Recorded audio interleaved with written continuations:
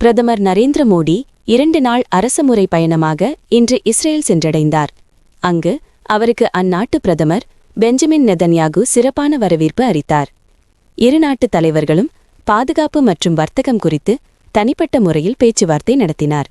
அமெரிக்க அதிபர் Donald Trump தனது state of the union உரையில் இந்தியா பாகிஸ்தான் இடையே தான் தலையிட்டு போரை தடுத்ததாகவும் இல்லையென்றால் சுமார் 3.5 கோடி மக்கள் அணு ஆயுத போரில் இறந்திருப்பார்கள் என்றும் மீண்டும் ஒருமுறை தெரிவித்துள்ளார்.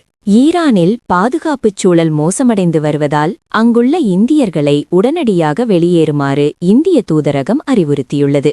மேலும் ஈரானுடன் பேச்சுவார்த்தை நடத்த அமெரிக்கா விருப்பம் தெரிவித்துள்ள நிலையில் வரும் பிப்ரவரி 26 அன்று ஜெனீவாவில் சந்திப்பு நடக்க வாய்ப்புள்ளது.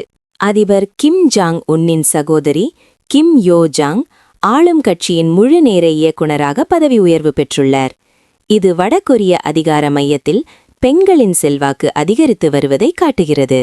இந்திய கம்யூனிஸ்ட் கட்சியின் மூத்த தலைவர் மற்றும் தியாகத்தின் சதை வடிவம் என்று போற்றப்படும் தோழர் ஆர் நல்லகண்ணு 101 இன்று சென்னையில் காலமானார்.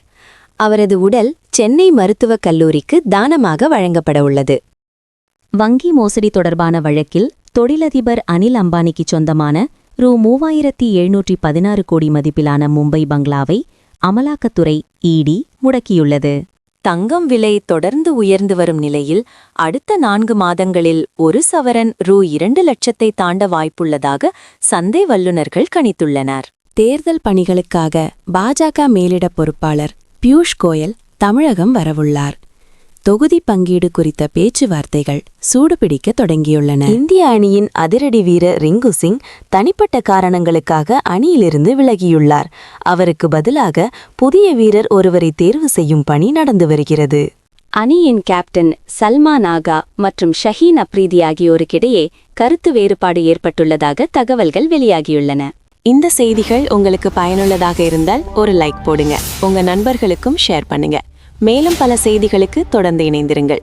இது தமிழ் நியூஸ் 360. நன்றி, வணக்கம்.